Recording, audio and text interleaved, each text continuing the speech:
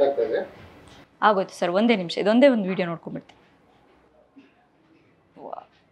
Time ಆಯ್ತು madam. S, time ಆಗ್ತಾ ಇದೆ. ಮೊಬೈಲ್ ಇಟ್ಕೊಂಡ್ರೆ ಟೈಮ್ ಹೋಗೋದೇ ಗೊತ್ತಾಗೋದಿಲ್ಲ ನೋಡಿ. ಈ ಮೊಬೈಲ್ ಎಷ್ಟು ನಾವು ಅಡಿಕ್ಟ್ ಆಗಿಬಿಟ್ಟಿದ್ದೀವಿ ಅಂದರೆ ಇದರಿಂದ ನಮಗೆ ಏನೋ ಸಿಂಡ್ರೋಮ್ ಬರುತ್ತಂತೆ, ಅದು ನಮಗೆ ತುಂಬ ಎಫೆಕ್ಟಿವ್ ಅಂತೆ.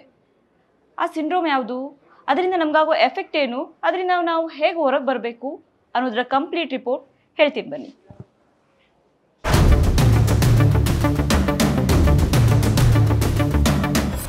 ಎಸ್, ಇಷ್ಟೊತ್ತು ಒಂದು ಸಿಂಡ್ರೋಮ್ ಬಗ್ಗೆ ಹೇಳ್ತೀನಿ ಅಂತ ಹೇಳ್ತಾ ಇದ್ದೆ. ಆ ಸಿಂಡ್ರೋಮ್ ಏನು, ಅದು ಹೇಗೆ ನಮಗೆ ಎಫೆಕ್ಟ್ ಆಗುತ್ತೆ, ಅದರಿಂದ ಆಗೋ ಪರಿಣಾಮಗಳೇನು, ನಾವು ಅದರಿಂದ ಹೊರಗೆ ಬರೋದು ಹೇಗೆ ಅನ್ನೋದನ್ನ ಡೀಟೇಲ್ ಆಗಿ ನೋಡ್ತಾ ಹೋಗೋಣ ಬನ್ನಿ. ನಾನಿವತ್ತು ಹೇಳೋಕೆ ಹೊರಟಿರೋದು ಡೂಮ್ ಸ್ಕ್ರೋಲಿಂಗ್ ಸಿಂಡ್ರೋಮ್ ಬಗ್ಗೆ. ನಮಗೆ ಅರಿವಿಲ್ಲದೆ ನಾವು ನಮ್ಮ ಮೊಬೈಲ್ ಸ್ಕ್ರೀನನ್ನು ಸ್ಕ್ರಾಲ್ ಮಾಡ್ತಾ ಇರ್ತೀವಿ. ವಿಡಿಯೋಸ್ ನೋಡ್ತಾ ಇರ್ಬೋದು, ನ್ಯೂಸ್ ನೋಡ್ತಾ ಇರ್ಬೋದು, ಏನೋ ವಿಷಯ ಓದ್ತಾ ಇರ್ಬೋದು. ಎಲ್ಲವೂ ನಮಗೆ ಅರಿವಿಲ್ಲದೆ ಇನ್ನೊಬ್ಬರ ಹತ್ರ ಮಾತಾಡ್ತಾ ಅಥವಾ ಏನೋ ಮತ್ತೊಂದು ಕೆಲಸ ಮಾಡ್ತಾ ಕೂಡ ನಮ್ಮ ಬೆರಳು ಸ್ಕ್ರೀನ್ ಸ್ಕ್ರಾಲ್ ಮಾಡ್ತಾ ಇರುತ್ತೆ. ಅದನ್ನು ಡೂಮ್ ಸ್ಕ್ರಾಲಿಂಗ್ ಅಂತ ಹೇಳ್ತೀವಿ. ಇದು ಕೋವಿಡ್ ನಂತರ ಬಂದಿರೋ ಸಿಂಡ್ರೋಮ್ ಅಂತ ಹೇಳಲಾಗ್ತಾ ಇದೆ. ಕೋವಿಡ್ಗೂ ಮುಂಚೆ ನಮ್ಮ ಕೆಲಸಗಳಲ್ಲಿ ನಾವು ತುಂಬ ತೊಡಕೊಳ್ತಾ ಇದ್ವಿ. ಆದರೆ ಕೋವಿಡ್ ಆದಮೇಲೆ ಎಲ್ಲರೂ ಆಲ್ಮೋಸ್ಟ್ ವರ್ಕ್ ಫ್ರಮ್ ಹೋಮ್ ಶುರು ಮಾಡಿದ್ವಿ. ಮನೆಯಲ್ಲಿ ಹೇಗೆ ಸಮಯ ಕಳೆಯೋದು ಅಂತ ಗೊತ್ತಾಗ್ತಾ ಇರಲಿಲ್ಲ. ಅಂಥ ಟೈಮ್ನಲ್ಲಿ ನಾವು ಮೊಬೈಲ್ನ ಜಾಸ್ತಿ ಬಳಸೋಕೆ ಶುರು ಮಾಡಿದ್ವಿ. ಆಗ ಈ ಡೂಮ್ ಸ್ಕ್ರೋಲಿಂಗ್ ಸಿಂಡ್ರೋಮ್ ಹೆಚ್ಚಾಗಿದೆ, ಅಲ್ಲಿಂದ ಶುರುವಾಗಿದೆ ಅಂತ ಹೇಳಲಾಗ್ತಾ ಇದೆ.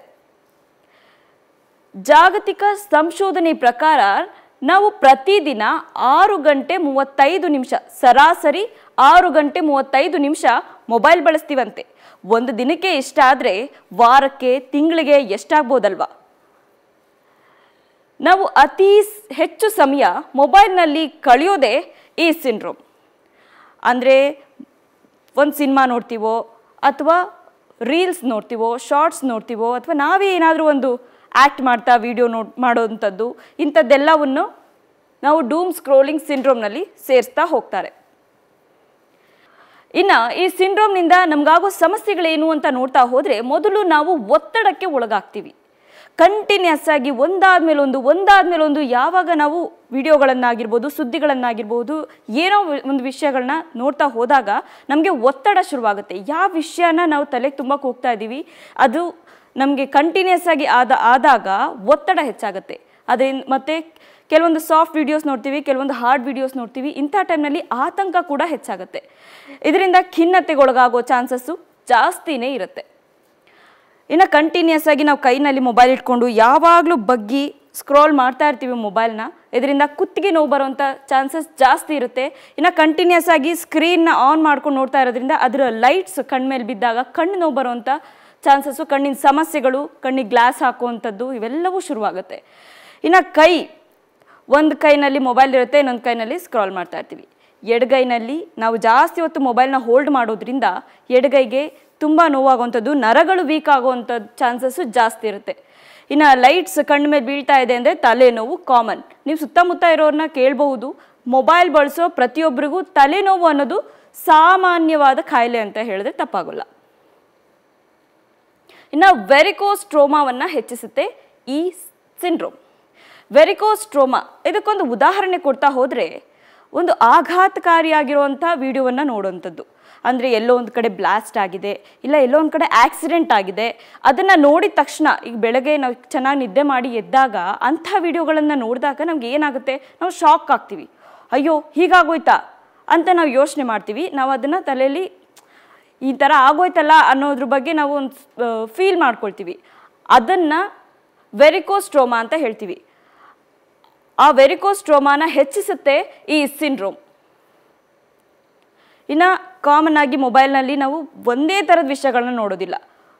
ಕ್ರೈಮ್ ನೋಡ್ತೀವಿ, ಹಾಸ್ಯ ನೋಡ್ತೀವಿ, ಒಂದು ಸ್ವಲ್ಪ ಖುಷಿ ಪಡ್ತೀವಿ, ಬೇಜಾರು ಕೂಡ ಆಗುತ್ತೆ. ಯಾರೋ ಅಳ್ತಾ ಇರೋದು ನೋಡಿದ್ರೆ, ಇನ್ನೇನೋ ಒಂದು ವಿಷಯಗಳನ್ನ ನೋಡಿದಾಗ ನಮಗೆ ಡಿಫ್ರೆಂಟ್ ಫೀಲ್ ಒಂದೇ ಟೈಮ್ನ ನೋಡೋದ್ರಿಂದ ನಮಗೆ ಮಾನಸಿಕ ಆರೋಗ್ಯದ ಮೇಲೆ ಗಂಭೀರವಾಗಿ ಪರಿಣಾಮ ಬೀರುವಂಥ ಸಾಧ್ಯತೆಗಳಿರುತ್ತೆ. ಇನ್ನು ಈ ಸಿಂಡ್ರೋಮ್ನಿಂದ ಹೊರಗೆ ಬರೋದು ಹೇಗೆ ಅಂತ ನೋಡ್ತಾ ಹೋದರೆ, ಮೊದಲನೇದಾಗಿ ಸೋಷಿಯಲ್ ಮೀಡಿಯಾ ಆ್ಯಪ್ಗಳನ್ನು ಡಿಲೀಟ್ ಮಾಡಬೇಕು.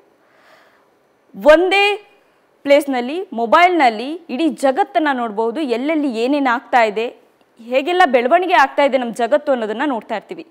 ಆ ಸೋಷಿಯಲ್ ಮೀಡಿಯಾಗಳಲ್ಲಿ ಎಲ್ಲವೂ ಅಪ್ಲೋಡ್ ಆಗ್ತಾ ಇರುತ್ತೆ. ಸೊ ನೆಕ್ಸ್ಟ್ ಏನಿದೆ ಅಂತ ನಾನು ಕಾಮನ್ ಆಗಿ ನೋಡ್ತಾನೆ ಇರ್ತೀವಿ. ತಿಳ್ಕೊಳ್ಳೋ ಅಂಥ ಉತ್ಸಾಹ ಅಲ್ಲಿ ಹೆಚ್ಚಾಗಿರುತ್ತೆ. ಆ ಸೋಷಿಯಲ್ ಮೀಡಿಯಾ ಆ್ಯಪ್ಗಳೇ ಇಲ್ಲ ಅಂದರೆ ನಾವು ನಮ್ಮದೇ ಜಗತ್ತಿನಲ್ಲಿ ಇರ್ತೀವಿ. ಸೊ ಈ ಸೋಷಿಯಲ್ ಮೀಡಿಯಾ ಆ್ಯಪ್ಗಳನ್ನು ದೂರ ಇಡೋದ್ರಿಂದ ನಾವು ಈ ಸಿಂಡ್ರೋಮಿಂದ ಹೊರಗೆ ಬರಬಹುದು ಅಂತ ತಜ್ಞರು ಹೇಳ್ತಾರೆ. ಸೋಷಿಯಲ್ ಮೀಡಿಯಾ ಬಳಸೋರು ಒಂದು ಕಡೆ ಆದರೆ ಗೇಮ್ಗಳಿಗೆ ಅಡಿಕ್ಟ್ ಆಗೋರು ಒಂದಷ್ಟು ಜನ ಇರ್ತಾರೆ. ಅಂಥವರು ಆ ಆ್ಯಪ್ಗಳನ್ನು ಡಿಲೀಟ್ ಮಾಡಿದರೆ ಬೆಸ್ಟ್ ಅಂತಾರೆ ತಜ್ಞರು. ಇನ್ನು ಸಡನ್ನಾಗಿ ನಾವು ಈ ಮೊಬೈಲ್ ಬಿಡೋದು ಸ್ವಲ್ಪ ಕಷ್ಟನೇ ಅಂತ ಅಂದ್ಕೊಳ್ಳೋರು ಸ್ವಲ್ಪ ಟೈಮ್ನ ನಿಗದಿ ಮಾಡ್ಕೊಂಡ್ರೆ ಟೈಮ್ ಟೇಬಲ್ ಥರ, ಈಗ ಕಂಟಿನ್ಯೂಸ್ ಆಗಿ ಬೆಳಗ್ಗೆಯಿಂದ ಮಧ್ಯಾಹ್ನವರೆಗೂ ನಾನು ಮೊಬೈಲ್ ನೋಡೋದಿಲ್ಲ ಅಂತ ಫಿಕ್ಸ್ ಆಗೋದು. ಮಧ್ಯಾಹ್ನ ಮೇಲೆ ಒಂದು 5ರಿಂದ 10 ನಿಮಿಷ ಏನೋ ಒಂದು ಸಿನಿಮಾನೋ ಮತ್ತೊಂದು ಕಾಮಿಡಿ ವಿಡಿಯೋಸೋ ಏನೋ ಒಂದು ನೋಡ್ತೀನಿ, ಏನಾಗ್ತಿದೆ ಅಂತ ತಿಳ್ಕೊಳ್ತೀನಿ ಅಂತ ಕಂಟಿನ್ಯೂಸ್ ಆಗಿ ಅಲ್ಲದೆ ಒಂದು ದಿನಕ್ಕೆ 2 ಸಲ ನೋಡ್ತೀನಿ ಅಥವಾ 3 ಸಲ ನೋಡ್ತೀನಿ. ಈ ಥರ ಹೀಗೆ ಪ್ಲ್ಯಾನ್ ಮಾಡ್ಕೊಳ್ಳೋದ್ರಿಂದ ಕೂಡ ನಾವು ಈ ಸಿಂಡ್ರೋಮ್ನಿಂದ ಹೊರಗೆ ಬರಬಹುದು. ಇನ್ನು ಮುಖ್ಯವಾಗಿ ಆ್ಯಪ್ಗಳಿಂದ ಬರುವಂಥ ನೋಟಿಫಿಕೇಷನ್ನ ಆಫ್ ಮಾಡಿದ್ರೆ ಬೆಸ್ಟ್ ಅಂತಾರೆ ತಜ್ಞರು. ಹೌದಲ್ವಾ? ನಾವೇನೋ ಒಂದು ಕೆಲಸ ಮಾಡ್ತಾ ಇರ್ತೀವಿ, ಇಲ್ಲ ನಾನು ಇವತ್ತು ಮೊಬೈಲ್ ನೋಡಲೇಬಾರ್ದು ಅಂತ ಫಿಕ್ಸ್ ಆಗಿರ್ತೀವಿ. ಈಗ ಫಿಕ್ಸ್ ಆಗಿ ನಾವು ಮೊಬೈಲ್ನ ಸೈಡ್ಗೆ ಇಡ್ತೀವಿ, ಓಕೆ. ಆದರೆ ಟನ್ ಅಂತ ಬರೋವಂಥ ಒಂದು ನೋಟಿಫಿಕೇಷನ್ ನಮ್ಮ ಅಟೆನ್ಷನ್ನ ಡೈವರ್ಟ್ ಮಾಡುತ್ತೆ. ಏನೋ ಮೆಸೇಜ್ ಬಂತು, ಯಾರೋ ಏನೋ ಮೆಸೇಜ್ ಮಾಡಿದರು, ಈ ಥರ ನಮಗೆ ಡೈವರ್ಷನ್ ಆಗುತ್ತೆ. ಅಂಥ ಡೈವರ್ಷನ್ಗಳಿಂದ ನಾವು ತಪ್ಪಿಸ್ಕೋಬೇಕು ಅಂದರೆ ಮೊಬೈಲ್ಗಳಲ್ಲಿ ಇರುವಂಥ ಆ್ಯಪ್ಗಳ ನೋಟಿಫಿಕೇಷನ್ನ ಆಫ್ ಮಾಡೋದು ಬೆಸ್ಟ್ ಅನ್ನೋದು ತಜ್ಞರ ಅಭಿಪ್ರಾಯ.